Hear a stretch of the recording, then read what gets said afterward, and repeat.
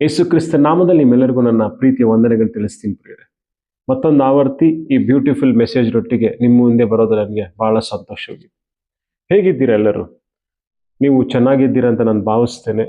ಕರ್ತನು ಒಳ್ಳೆಯವನಾಗಿರೋದ್ರಿಂದ ನಾವು ನಮ್ಮ ಜೀವನದಲ್ಲಿ ಅನೇಕ ವಿಧವಾದ ಆತನ ಮೇಲುಗಳನ್ನು ನಾವು ನೋಡ್ತೀವಿ. ಬೈಬಲ್ ಹೇಳುತ್ತೆ, ಹಿ ಲೋಡ್ಸ್ ವಿತ್ ದ ಬೆನಿಫಿಟ್ಸ್ ಅಂತ ಹೇಳುತ್ತೆ. ಆತನು ಯಾವಾಗಲೂ ಒಳ್ಳೆ ಉಪಕಾರಗಳಿಂದನೇ ನಮ್ಮ ಜೀವನವನ್ನು ತುಂಬಿಸ್ತಾರೆ. ಹಾಗಾಗಿ ಆತನು ಯಾವಾಗಲೂ ಒಳ್ಳೆಯವನಾಗಿರ್ತಾನೆ. ಬೈಬಲ್ ಈಗೊಂದು ಮಾತು ಹೇಳುತ್ತೆ, ಯಾಕೋಬ ವಂಶಸ್ಥರೇ, ನೀವು ನಾಶನವಾಗದಿರೋದಕ್ಕೆ ಕಾರಣವೇನು ಗೊತ್ತಾ? ನಾನು ಬದಲಾಗದೇ ಇರೋ ದೇವರು ಅಂತ ಹೇಳ್ತಾರೆ. I am an immutable god ಅಂತಾರೆ. ದೇವರು ಬದಲಾಗದೇ ಇರೋ ಗುಣ ಇಲ್ಲದಿರೋನಾಗಿರೋದ್ರಿಂದ ನಾವು ಯಾರು ನಾಶನವಾಗಲೇ ಇಲ್ಲ. ಸೊ ನಮ್ಮ ಪಾಪಗಳು, ನಮ್ಮ ರಹಸ್ಯ ಪಾಪಗಳು, ನಮ್ಮ ಅತಿಕ್ರಮಗಳು ಎಲ್ಲವೂ ಇದ್ರೂ ಸಹ ದೇವರು ನಮ್ಮನ್ನ ಕ್ಷಮಿಸಿ ಕೃಪೆಯಲ್ಲಿ ನಿಲ್ಲಿಸ್ಕೊಳ್ತಾ ಇದ್ದಾನೆ.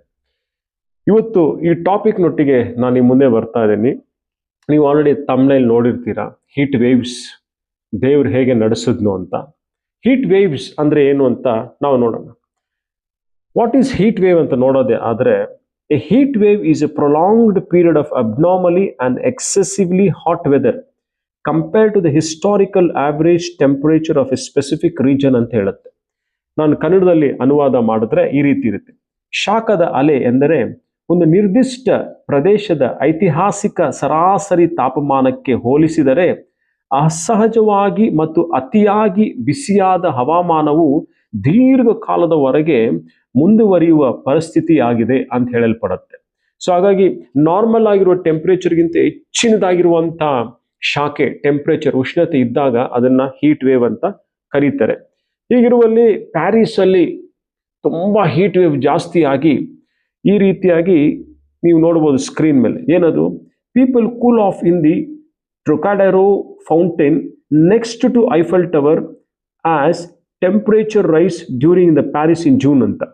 ಸೊ ಹಾಗಾಗಿ ಹೀಟ್ ವೇವ್ ಜಾಸ್ತಿ ಆದಾಗ ಐಫೆಲ್ ಟವರ್ ಹತ್ರ ಇರುವಂಥ ಒಂದು ಫೌಂಟೇನ್ ಹತ್ರ ತಮ್ಮನ್ನ ತಾವು ಕೂಲ್ ಮಾಡ್ಕೊಳ್ತಿರೋದನ್ನ ನೀವು ಈ ಸ್ಕ್ರೀನ್ ಮೇಲೆ ನೋಡ್ಬೋದು. ಹೀಗಿರುವಲ್ಲಿ ಅಕ್ಷರಶಃ ಈ ಹೀಟ್ ವೇವ್ ಕುರಿತು ಮಾತಾಡೋಣ. ಲಿಟ್ರಲ್ ಆಗಿ ಪ್ಯಾರಿಸ್ ಅಲ್ಲಿ ಈ ಹೀಟ್ ವೇವ್ ಜಾಸ್ತಿ ಆಗಿದೆ, ಈ ರೀತಿಯಾದಂಥ ರಿಪೋರ್ಟ್ಸ್ ಬಂದಿದೆ. ಏನದನ್ನ ನಾವು ಗಮನಿಸೋಣ. Paris funeral homes overwhelmed after record heat wave ಅಂತ ಹೇಳುತ್ತೆ. ದಾಖಲೆಯ ಉಷ್ಣತೆಯ ನಂತರ ಪ್ಯಾರಿಸ್ನ ಅಂತ್ಯಕ್ರಿಯೆ ಗೃಹಗಳು ಅಥವಾ ಶವ ಸಂಸ್ಕಾರದ ಕೇಂದ್ರಗಳು ಒತ್ತಡದಿಂದಾಗಿ ತುಂಬಿ ತುಳುಕುತ್ತಿದೆ ಅಂತ ಎಲಿಸಬೆತ್ ಚಾರಿಯರ್ ಅನ್ನೋರು ಹೇಳ್ತಾರೆ. In some locations, mortuaries reached full capacity, particularly in urban centers, she added. ಮಾರ್ಚುರಿಗಳು ತುಂಬೋಗ್ಬಿಟ್ಟಿದ್ದಾವೆ, ಆ ಕೆಪಾಸಿಟಿ ದಾಟಿ ಹೋಗಿದ್ದಾವೆ. ಸ್ಮಶಾನದ ಸಿಬ್ಬಂದಿಗೆ ಸಮಾಧಿಗಳನ್ನು ಅಷ್ಟು ವೇಗವಾಗಿ ಅಗೆಯಲು ಸಾಧ್ಯವಿಲ್ಲ ಮತ್ತು ಅಂತ್ಯಕ್ರಿಯೆಯ ದಹನ ಅಂದ್ರೆ ಸ್ಲಾಟ್ಗಳು ಬಹಳ ಬೇಗನೆ ತುಂಬಿಕೊಳ್ಳುತ್ತಿವೆ. ಈ ಅಗೆಯಕ್ಕೆ ಬೇಗ ಆಗದಿರೋ ಕಾರಣ ಈಗ ದಹನ ಅಂದ್ರೆ ಅದನ್ನ ಕ್ರಿಮೇಟ್ ಮಾಡ್ತಾರಲ್ಲ, ಆ ಸ್ಲಾಟ್ಗಳು ಬೇಗ ಬೇಗ ಬೇಗ ಫಿಲ್ ಆಗ್ತಿದ್ದಾವೆ ಅಂತ ಹೇಳಲ್ಪಡುತ್ತೆ. ಕಳೆದ ವಾರ ಬುಧವಾರದಿಂದ ಫ್ರಾನ್ಸ್ನಲ್ಲಿ ದಾಖಲೆಯಲ್ಲಿ ಅತ್ಯಂತ ಗರಿಷ್ಠ ತಾಪಮಾನ ವರದಿಯಾಗಿದೆ. ಈ ಅವಧಿಯಲ್ಲಿ ಹಿಂದಿನ ತಿಂಗಳುಗಳ ಅದೇ ಅವಧಿಗೆ ಹೋಲಿಸಿದರೆ ಸುಮಾರು 1000ಕ್ಕೂ ಹೆಚ್ಚು ಜನರು ಸಾವನ್ನಪ್ಪಿದ್ದಾರೆ ಎಂದು ಫ್ರೆಂಚ್ ಆರೋಗ್ಯ ಅಧಿಕಾರಿಗಳು ಭಾನುವಾರ ತಿಳಿಸಿದ್ದಾರೆ. ಈ ಹೀಟ್ ವೇವ್ಗೆ 1000 ಜನ ಸತ್ತೋಗಿದ್ದಾರೆ. ಇದು ಅಕ್ಷರಶಃ ಇರುವಂತ ವಿಷಯ. ಮತ್ತೆ ಆಕೆ ಹೇಳ್ತಾಳೆ ಡಾಮಿನೋ ಎಫೆಕ್ಟ್ ಆಗುತ್ತೆ ಅಂತ ಹೇಳ್ತಾಳೆ. ಡಾಮಿನೋ ಎಫೆಕ್ಟ್ ಅಂದ್ರೆ ಏನು? ನೀವು ಸ್ಕ್ರೀನ್ ಮೇಲೆ ನೋಡಬಹುದು. ಏನು ಅಂದ್ರೆ, the heat wave sets off a chain reaction where one problem automatically causes the next problem to happen ಅಂತ. ಈ ಹೀಟ್ ವೇವ್ ಹೆಂಗ್ ಲೀಡ್ ಆಗುತ್ತೆ ಅಂದ್ರೆ ಇನ್ನೊಂದು ಪ್ರಾಬ್ಲಮ್ ಲೀಡ್ ಆಗುತ್ತೆ.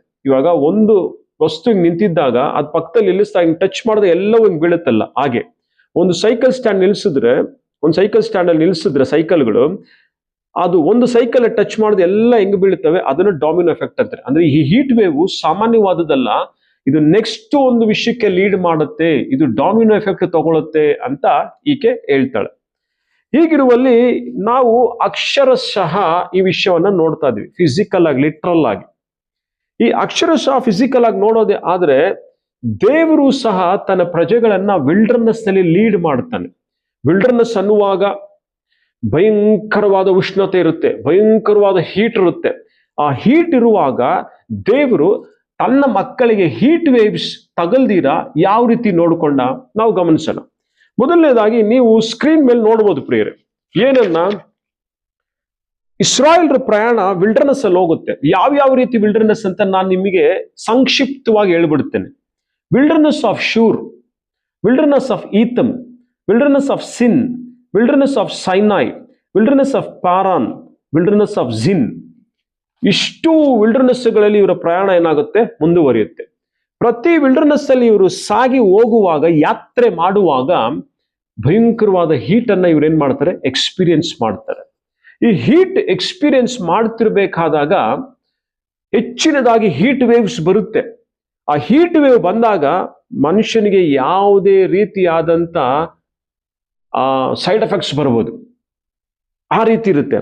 ಆದರೆ ದೇವರು ಅವ್ರನ್ನ ಎಷ್ಟು ಚೆನ್ನಾಗಿ ನಡೆಸ್ತಾನಂದ್ರೆ ಅದ್ಭುತವಾಗಿ ನಡೆಸ್ತಾನೆ. ಹೇಗೆ, ನಿಮ್ಮೆಲ್ಲರ ಗಮನವನ್ನ ನಾನು ಸ್ಯಾಮ್ಸ್ 105ಗೆ ತಿರುಗಿಸ್ಲಿಕ್ಕೆ ಇಷ್ಟಪಡ್ತೀನಿ. 105 ಅಲ್ಲಿ ವರ್ಸ್ 39 ಅಲ್ಲಿ ಈ ರೀತಿ ಹೇಳುತ್ತೆ, ಈ spread a cloud for a covering and a fire to give light in the night ಅಂತ ಹೇಳುತ್ತೆ. ಈ spread a cloud for covering ಅಂತ ಹೇಳ್ತಾನೆ. ಮೇಘವನ್ನು ಕವರಿಂಗ್ ಆಗಿ ಕೊಟ್ಟನಂತೆ. ಅದರ ಅರ್ಥ ಇವರಿಗೆ ಹೀಟ್ ತಗಲಬಾರದು ಅಂತ ತನ್ನ ಆಲೋಚನೆ. ಹಾಗಾದ್ರೆ ಹೀಟ್ ಇದೆ ಅಂತ ಅರ್ಥ. ವಿಲ್ಡರ್ನೆಸ್ ಅಲ್ಲಿ ಹೆಚ್ಚಿನದಾಗಿ ಟೆಂಪರೇಚರ್ ಇರುತ್ತೆ. ಹೆಚ್ಚಿನದಾಗಿ ಟೆಂಪರೇಚರ್ ಇದ್ದಾಗ ಇಷ್ಟೂ ದೊಡ್ಡ ಸಮೂಹವನ್ನ, ಎಕ್ಸೋಡಸ್ ಆಗಿ ಬಂದಿರುವಂತ ಇಷ್ಟೂ ದೊಡ್ಡ ವಿಮೋಚಿಸಲ್ಪಟ್ಟಂತ ಸಮೂಹವನ್ನ ದೇವರು ಕರ್ಕೊಂಬಂದು ಹೆಂಗನ ಹಾಳಾಗಿ ಹೋಗ್ರೋ, ಇದು ಮರುಭೂಮಿಯಲ್ಲಿ ಹಂಗೆ ಯಾತ್ರೆ ಮಾಡಂಗೆ ಸೇರ್ಕೊ ಹೋಗ್ರಿ ಅಂತ ಬಿಟ್ಟಿಲ್ಲ.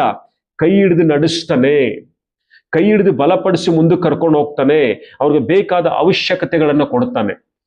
ನಮ್ಮನ್ನು ದೇವರು ಕೈ ಹಿಡಿದು ನಡೆಸ್ತಾನೆ. ನಿನ್ನ ಆಯ್ಕೆ ಮಾಡ್ಕೊಂಡಿದ ತಕ್ಷಣ ನೀನೇ ಮಾಡ್ಕೋ ಹೋಗು ಅಂತ ಹೇಳಲ್ಲ. ನಾನು ನಿನ್ ಜೊತೆ ಇದ್ದೀನಿ, ಭಯ ಪಡಬೇಡ ಅಂತ ಹೇಳ್ತಾನೆ. ನಾನು ನಿನ್ ಸಂಗಡ ಇದ್ದೀನಿ, ಭಯ ಪಡಬೇಡ ಅಂತ ಹೇಳ್ತಾನೆ.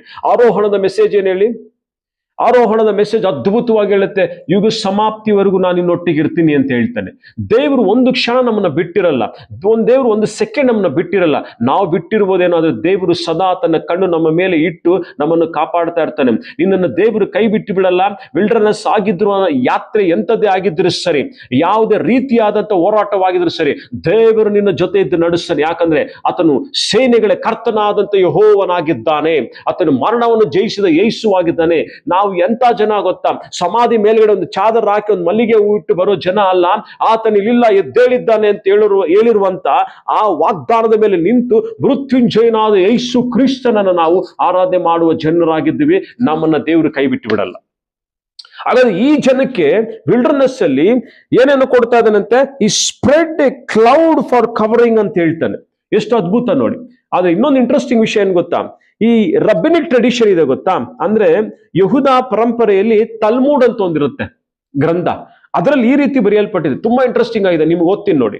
ಏನು ಅಂದ್ರೆ, ಯಹೂದಿ ಪರಂಪರೆಯಲ್ಲಿ ಇಸ್ರಾಯೇಲರು ಮರುಭೂಮಿಯಲ್ಲಿ ಕಳೆದ ಆ 40 ವರ್ಷಗಳ ಕಾಲ ದೇವರು ಅವರನ್ನು 7 ವೈಭವದ ಮೋಡಗಳಿಂದ ಆವರಿಸಿದ್ದನೆಂದು ಬೋಧಿಸಲಾಗಿದೆ. ಅಂದ್ರೆ 7 ಕ್ಲೌಡ್ಸ್ ಆಫ್ ಗ್ಲೋರಿಯಲ್ಲಿ ಅವರನ್ನು ಕವರ್ ಮಾಡ್ತಾನಂತೆ. ಅಂದ್ರೆ 4 ಮೋಡಗಳು ಅವರನ್ನು ಎಲ್ಲಾ ದಿಕ್ಕುಗಳಿಂದ ರಕ್ಷಿಸಿದವು ಅಂತೆ. 4 ಮೋಡಗಳು 4 ದಿಕ್ಕಿನಿಂದ ಅವರನ್ನು ರಕ್ಷಿಸಿದವು.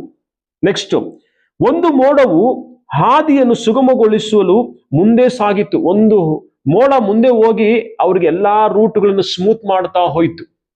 ನೆಕ್ಸ್ಟ್, ಒಂದು ಮೋಡವು ಅವರ ಪಾದಗಳ ಕೆಳಗಿತ್ತು, ಮತ್ತೊಂದು ನೇರವಾಗಿ ಅವರ ತಲೆಯ ಮೇಲೆ ಹರಡಿಕೊಂಡು ಮಿಡಿಲ್ ಈಸ್ಟ್ ಅಂದ್ರೆ ಮಧ್ಯಪ್ರಾಚ್ಯದ ತೀವ್ರವಾದ ಹಾಗೂ ಸುಡುವ ಬಿಸಿಲನ್ನು ತಡೆಯಿತು ಅಂತ ಹೇಳ್ತಾರೆ. ದೇವರು ಗೊತ್ತು ತನ್ನ ಪ್ರಜೆಗಳಿಗೆ ಹೀಟ್ ವೇವ್ ತಗಲ್ದಾಗ ಹೀಟ್ ಸ್ಟ್ರೋಕ್ ಆಗುತ್ತೆ ಅಂತ ಅವರಿಗೆ ತಣ್ಣಗಿರಿಸ್ಕೊಂಡು ಕೂಲಾದಂತ ಗಾಳಿನ ಬೀಸಬರ ಮಾಡಿ ಅವ್ರನ್ನ ಕರ್ಕೊಂಡು ಹೋಗ್ತಾ ಇದ್ದಾರೆ. ಈ ತಲ್ಮೂಡ್, ಈ ರಬ್ಬಿನಿಕ್ ಟ್ರೆಡಿಷನ್ ಎಷ್ಟು ಬ್ಯೂಟಿಫುಲ್ ಆಗಿ ಹೇಳುತ್ತಲ್ವಾ, ಎಷ್ಟು ಚಂದ ಇದೆ ಕೇಳಿಸ್ಕೊಳ್ಳೋದಕ್ಕೆ. ದೇವರು ಆ ರೀತಿಯಾಗಿ ಅವನು ಲೀಡ್ ಮಾಡ್ದ ಅಂತ ಹೇಳಲ್ಪಡುತ್ತೆ. ಹಾಗಾದ್ರೆ ನಾವು ಗಮನಿಸಿದ್ದೆ ಆದ್ರೆ ಇಲ್ಲಿ ಯೆಶಾಯ ಪ್ರವಾದನೆ ಪುಸ್ತಕಕ್ಕೆ ನಾವು ಬರೋಣ. ಯೆಶಾಯ ಪ್ರವಾದನೆ ಪುಸ್ತಕದಲ್ಲಿ ನಿಮ್ಮನ್ನ 25ನೇ ಅಧ್ಯಾಯದ ಕಡೆಗೆ ತಿರುಗಿಸ್ಲಿಕ್ಕೆ ಇಷ್ಟಪಡ್ತೀನಿ ಪ್ರಿಯರೇ. 25ನೇ ಅಧ್ಯಾಯದ 4ನೇ ವಚನ ಮತ್ತು 5ನೇ ವಚನ. ಏನಂತ ಹೇಳುತ್ತೆ ಅಂದ್ರೆ, ಮೊದಲನೇ ವಚನ ನಾನು ಓದ್ಬಿಡ್ತೇನೆ. Lord you are my God, I will exalt you. ನಿನ್ನ ನಾನು ಮೇಲಕ್ಕೆತ್ತುತ್ತೀನಿ, ನಿನ್ನ ನಾನು ಮೇಲಕ್ಕೆತ್ತುತ್ತೀನಿ ಅಂತಾನೆ. I will praise your name ಅಂತ ಹೇಳ್ತಾನೆ. ಆಗ 4ನೇ ವಚನಕ್ಕೆ ಬಂದಿದ ತಕ್ಷಣ, for you have been a strength to the poor. ಬಲಹೀನನಿಗೆ ನೀನು ಸ್ಟ್ರೆಂತ್ ಆಗಿದ್ದಿ. A strength to the needy in the distress. ತುಂಬಾ ದುಃಖದಲ್ಲಿರುವವನಿಗೆ ನೀನು ಬಲವುಳ್ಳವನಾಗಿದ್ದಿ. ನಂತರ ಇಂಟ್ರೆಸ್ಟಿಂಗ್ ವಾಕ್ಯ ಆಗುತ್ತೆ, A shade from the heat ಅಂತ ಹೇಳುತ್ತೆ. ಭಯಂಕರವಾದ ಕಡು ಬಿಸಿಲಿನಾದಂತ ಉಷ್ಣತೆ ಇದೆಯಲ್ಲ, ಆ ಉಷ್ಣತೆಯಲ್ಲಿ ನೀನು ಶೇಡ್ ಆಗಿದ್ದಿ ಅಂತ ಬರೆಯಲ್ಪಟ್ಟಿದೆ. 5ನೇ ವಚನ ಇನ್ನು ಇಂಟ್ರೆಸ್ಟಿಂಗ್ ಆಗಿರುತ್ತೆ, as heat in the shadow of A cloud ಅಂತ ಹೇಳುತ್ತೆ. ಈ ಶಾಡೋ ಒಂದು ಕ್ಲೌಡಿನ ರೂಪದಲ್ಲಿದ್ದು ಆ ಹೀಟ್ ಅನ್ನ ಅವ್ರಿಗೆ ಬರೆ ಮಾಡದಿರಂಗೆ ಅವ್ರಿಗೆ ನೆರಳನ್ನು ಕೊಡುತ್ತಂತೆ. ಇದೊಂದು ಎಕ್ಸಾಂಪಲ್ ಆಗಿ ನಿಮಗೆ ನಾನು ಇಡ್ತಾ ಇದ್ದೀನಿ. ಏನಕ್ಕೆ ವಿಷಯವನ್ನು ನಾನು ಹೇಳ್ತಾ ಇದ್ದೀನಿ ಅಂತ ಹೇಳೋದೇ ಆದ್ರೆ, ಈ 25ನೇ ಅಧ್ಯಾಯದ 4-5 ವಚನಗಳು ಆಧ್ಯಾತ್ಮಿಕವಾಗಿ ಆತ್ಮೀಕವಾಗಿ ತಗೊಂಡ್ರೆ ನಮಗೆ ಈ ಉಷ್ಣತೆ, ಶಾಖಗಳು, ಹೀಟ್ ಅಲ್ಲ, ನಮಗೆ ಕಷ್ಟಗಳು, ನಷ್ಟಗಳು, ಅಫ್ಲಿಕ್ಷನ್, ಶೋಧನೆಗಳಿಗೆ, ಟ್ರಯಲ್ಸ್ಗೆ ಹೋಲಿಸಲ್ಪಟ್ಟಿದೆ. ಮೊದಲನೇ ಪಾಯಿಂಟ್ ಹೇಳಿದಾಗ ನಾನು ಅಕ್ಷರಶಃ ಅಂತ ಹೇಳಿದೆ, ಫಿಸಿಕಲ್ ಆಗಿ ಪ್ಯಾರಿಸ್ ಅಲ್ಲಿ ಆ ಹೀಟ್ ನ ಅವ್ರು ಕಂಟ್ರೋಲ್ ಮಾಡ್ಕೊಳಕ್ಕಾಗದೆ ಫೌಂಟೈನ್ ಅಲ್ಲಿ ಹೋಗಿ ಅವ್ರೇನ್ ಮಾಡ್ತಾರೆ, ತಣ್ಣಗೆ ಮಾಡ್ಕೊಳ್ತಿದ್ರು. ಅದು ಅಕ್ಷರಶಃ. ಆದ್ರೆ ಆಧ್ಯಾತ್ಮಿಕವಾಗಿ ಆತ್ಮಿಕವಾಗಿ ಹೀಟ್ ಇದೆಯಲ್ಲ, ಅದು ಬಂದು ಮನುಷ್ಯನಿಗೆ ಅನೇಕ ವಿಧವಾದ ಟೆಸ್ಟು, ಟ್ರಯಲ್ಸು, ಕಷ್ಟ ನಷ್ಟಗಳನ್ನು ಉಂಟು ಮಾಡುತ್ತೆ.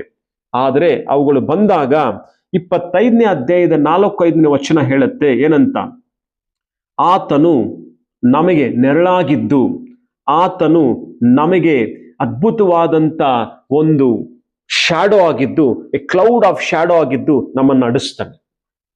ಹಾಗಾಗಿ ಆತ್ಮೀಕವಾಗಿ ನೀನು ಎಂತ ಹೀಟಲ್ಲಿ ಇದೆಯೋ ನನಗೆ ಗೊತ್ತಿಲ್ಲ, ಯಾವ ರೀತಿಯಾದಂಥ ಹೀಟ್ ಎಂಬ ಕಷ್ಟದಲ್ಲಿದೆಯೋ, ಯಾವ ರೀತಿಯಾದಂಥ ವಿಷಯದಲ್ಲಿ ನನಗೆ ಗೊತ್ತಿಲ್ಲ. ಸಾಲ ಅನ್ನೋ ಹೀಟ್ ನಿನ್ನನ್ನು ಸುಡುತ್ತಿದೆಯೇನೋ, ರೋಗ ಅನ್ನೋ ಹೀಟ್ ನಿನ್ನನ್ನು ಸುಡುತ್ತಿದೆಯೇನೋ, ನಿನ್ನ ಮಕ್ಕಳು ಕೆಟ್ಟ ವ್ಯಸನಿಗಳಲ್ಲಿ ಸೇರಿ ಹೋಗಿ ಆ ಹೀಟ್ ಅವನ್ನ ಸುಡುತ್ತಿದೆಯೇನೋ.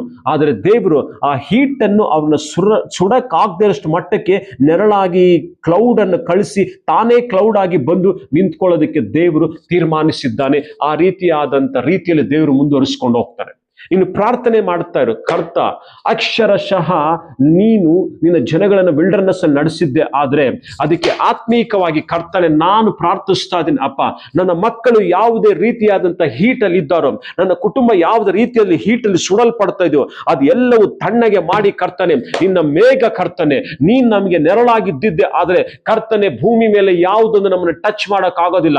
ಯಾಕಂದ್ರೆ ನಾವು ನಿನ್ನ ಹೆಸರಿಟ್ಟು ಕರೆಯಲ್ಪಟ್ಟವರು, ನಿನ್ನ ಸಾಕ್ಷಿಗಳು, ನೀನ್ ನಮ್ಮ ತಂದೆ ಆಗಿದೆ, ನಾವು ನಿನ್ನ ಮಕ್ಕಳಾಗಿದ್ದೀವಿ ಅನ್ನೋದನ್ನ ದೃಢ ನಂಬಿಕೆಯಲ್ಲಿ ಕರ್ತನೆ ನಾವು ನಿಂತ್ಕೊಂಡಿದೀವಿ ಅಂತ ನಾವು ಪ್ರಾರ್ಥಿಸೋದಾದ್ರೆ ನಿಶ್ಚಯವಾಗಿ ಈ ಕಷ್ಟ ನಷ್ಟ ಅನ್ನುವಂತ ಹೀಟಿಂದ ದೇವರು ಬಿಡಿಸೋದಕ್ಕೆ ಶಕ್ತನಾಗಿದ್ದಾನೆ. ಏನ್ ಹೇಳ್ತೀರಾ? ಈ ಹೀಟ್ ವೇವ್ ಅಕ್ಷರಶಃ ಇದ್ರೂ ಸಹ ಆಧ್ಯಾತ್ಮಿಕವಾಗಿ ಆತ್ಮಿಕವಾಗಿ ಈ ಹೀಟ್ಗೆ ಕರ್ತನ ಕೃಪೆ ಮೇಘವಾಗಿ ಬಂದು ಆವರಿಸಿಕೊಳ್ಳಲಿ, ಕರ್ತನ ದಯೆ ಮೇಘವಾಗಿ ಬಂದು ಆವರಿಸಿಕೊಳ್ಳಲಿ, ಕರ್ತನ ಮಿರಕಲ್ ಮೇಘವಾಗಿ ಬಂದು ನಮ್ಮನ್ನು ಆವರಿಸಿಕೊಳ್ಳಲಿ, ಕರ್ತನ ವೈಭವ ಮೇಘವಾಗಿ ನಮ್ಮನ್ನು ಆವರಿಸಿಕೊಳ್ಳಿ, ನಮ್ಮನ್ನು ಬಿಡಿಸ್ಲಿ ಅಂತ ನಾನು ನಿಮ್ಮಲ್ಲಿ ಅಪೇಕ್ಷಿಸ್ತೇನೆ, ನಿಮ್ಮನ್ನು ಎನ್ಕರೇಜ್ ಮಾಡ್ತೇನೆ. ಹಾಗಾಗಿ ಪ್ರಿಯರೇ, ನಿಮಗೆ ಹೀಟ್ ವೇವ್ ಅಂದ್ರೆ ಆತ್ಮಿಕವಾಗಿ ಏನಂತ ಅರ್ಥ ಆಗಿರುತ್ತೆ. ಈ ಮೆಸೇಜ್ನ ಮುಖಾಂತರ ಕರ್ತನು ನಮ್ಮನ್ನು ಅನುಗ್ರಹಿಸಲಿ. Thank you.